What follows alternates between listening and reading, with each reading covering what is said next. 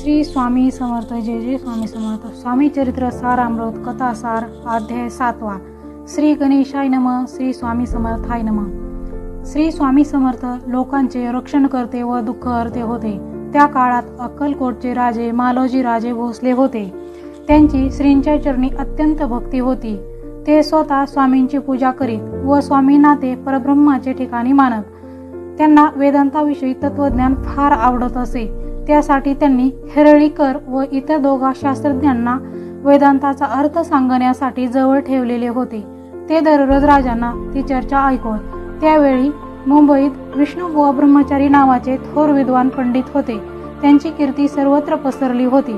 ते ब्रह्मचारी बुवा वेदांताचा मराठीतून अर्थ समजावून देत कीर्तन करत असत. वेदांताबद्दल ज्यांना काही शंका होत्या त्यांचे त्यांनी निरसन केले.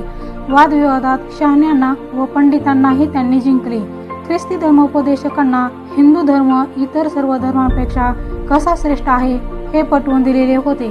वाईट मार्गाला जाणाऱ्या कित्येकांना सन्मार्ग दाखविला. अशा त्या विष्णुबुवा ब्रह्मचार्यांना अक्कलकोटला आणावे असे मालोजी राजे यांना वाटू लागले. त्याप्रमाणे त्यांनी प्रयत्न करायला सुरुवात केली.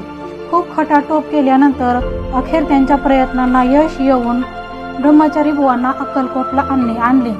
राजेसाहेबांना वेदांताची व धर्मग्रंथाची फार आवड व बुवा त्यात पारंगत म्हटल्यावर काय, राजांची तृप्ती होईपर्यंत बुवांनी त्यांना एकेका ग्रंथाची सोप्या भाषेत ओळख करून दिली. अशा प्रकारे राजदरबारी वेदांतावरील प्रवचन होत असत. बुवा आपल्या मधुर वाणीने श्रोत्यांना अगदी तृप्त करून सोडत. ज्ञानेश्वरी, अमृतानुभव इत्यादी प्राकृत व कित्येक संस्कृत ग्रंथावरही त्यांनी भाष्य केले. राजा व प्रजा दोघेही बुवांच्या कीर्तन प्रवचनाने संतोष पावले. तसेच बुवांचाही योग्य प्रकारे सन्मान सत्कार राजांनी व लोकांनी केला. रोजच राजदरबारात कीर्तन व प्रवचने होत होती. त्यामुळे राजेसाहेबांची कीर्ती सुद्धा वाढू लागली. अक्कलकोट श्री स्वामी समर्थांच्या वास्तव्याने भक्तांचे जणू माहेर घरच झाले. श्री स्वामी महाराज म्हणजे प्रत्यक्ष श्री दत्तात्रेयांचा अवतारच. बुवांच्या कानावर ही श्री स्वामी समर्थांची महती गेली होती. बुवांचा रोज मान सन्मान सत्कार होत असल्याने बुवांना थोडी गची बाधा झाली होती. एकदा ते सहज स्वामी महाराजांकडे आले. त्यांच्याबरोबर त्यांचे काही चाहते व गावातील लोकही प्रतिष्ठित मंडळीही होती. श्री समर्थांना वेदांताविषयी काही माहिती आहे का हे पाहण्यासाठी बुवांनी त्यावरील भाषण चालू केले व श्री समर्थांना प्रश्न विचारला. महाराज, काय केल्याने ब्रह्मपद तदाकार होईल? बुवांच्या या प्रश्नामुळे स्वामी फक्त त्यांच्याकडे पाहून हसत राहिले. त्यामुळे बुवा मनातल्या मनात म्हणाले, हा संन्यासी बुवा तर वेढा दिसतोय. लोकांना कशी काय भुरळ पडली देव जाणे. नंतर तेथून बाहेर येऊन लोकांना संन्यासी बुवा म्हणाले. अहो, हा एक ढोंगी माणूस दिसतोय. त्याला वेदांताबद्दल काहीच माहिती नाही. हा वेडा संन्यासी दिसतोय. तुम्ही त्याला देव म्हणताय खरे, पण तो तुम्हाला झालेला भ्रम आहे. तुम्ही लोक परे फसलात. अशा प्रकारे समर्थांची टिंगलटवाळी करू लागले. नंतर ते आपल्या मुक्कामी आले. मनात मात्र श्री स्वामींबद्दल तुच्छतेचे विचार होते. सायंकाळी जेवण आटोपून विष्णुबुवा ब्रह्मचारी व त्यांच्याबरोबर आलेले 2 पारशी गृहस्थ यांबरोबर झोपी गेले.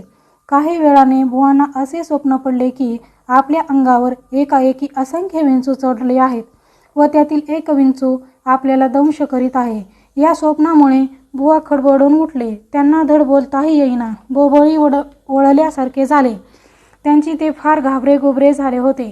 त्यांना घाम फुटला होता. कसे तरी त्यांनी शेजारी झोपलेल्या पारशी गृहस्थांना उठवले व त्यांना पडलेले स्वप्न सांगितले.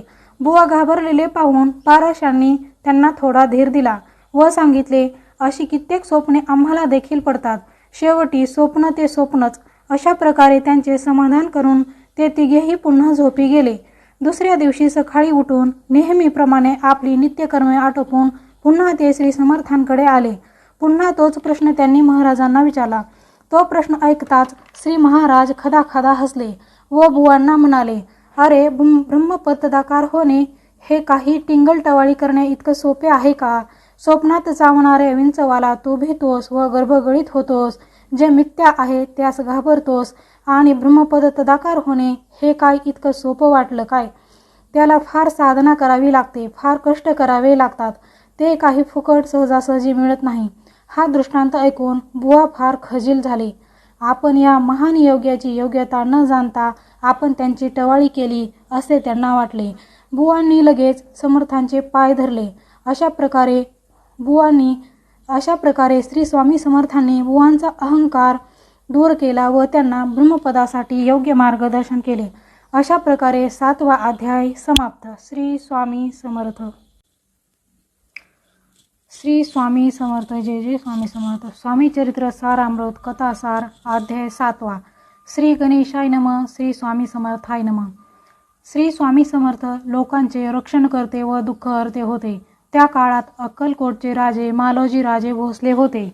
त्यांची श्रींच्या चरणी अत्यंत भक्ती होती. ते स्वतः स्वामींची पूजा करीत व स्वामींना ते परब्रह्माचे ठिकाणी मानत.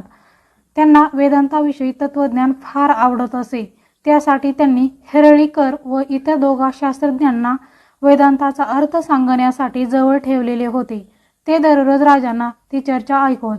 त्यावेळी मुंबईत विष्णुबुवा ब्रह्मचारी नावाचे थोर विद्वान पंडित होते. त्यांची कीर्ती सर्वत्र पसरली होती. ते ब्रह्मचारी बुवा वेदांताचा मराठीतून अर्थ समजावून देत कीर्तन करत असत.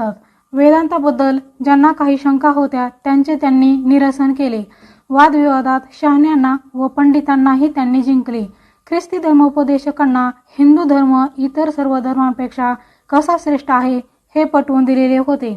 वाईट मार्गाला जाणाऱ्या कित्येकांना सन्मार्ग दाखविला. अशा त्या विष्णुबुवा ब्रह्मचार्यांना अक्कलकोटला आणावे असे मालोजी राजे यांना वाटू लागले.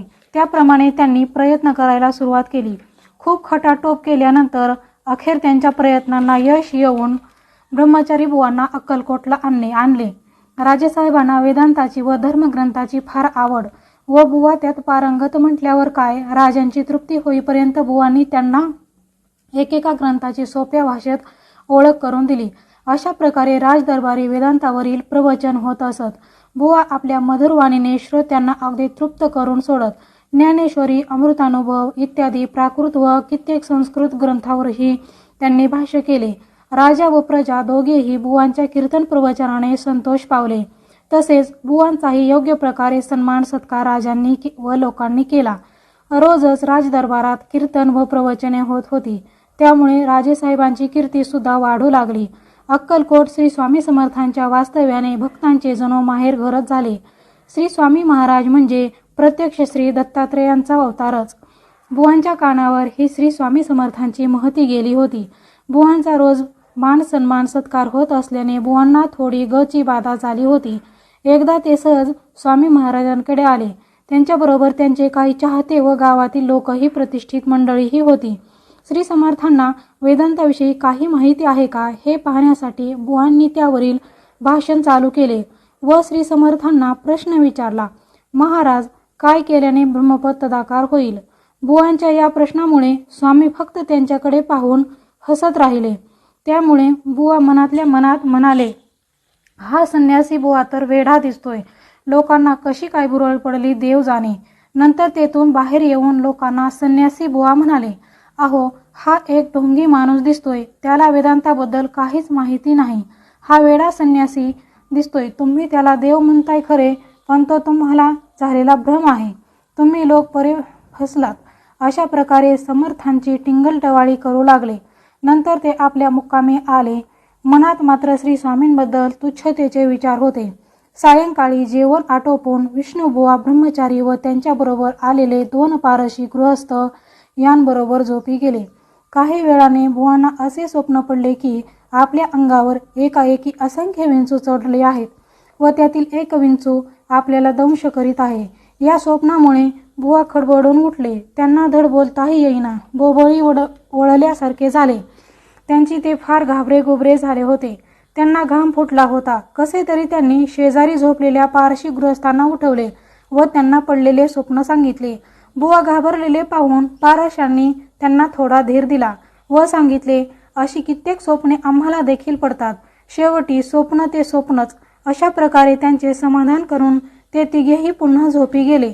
दुसऱ्या दिवशी सकाळी उठून नेहमीप्रमाणे आपली नित्यकर्मे आटोपून पुन्हा ते श्री समर्थांकडे आले.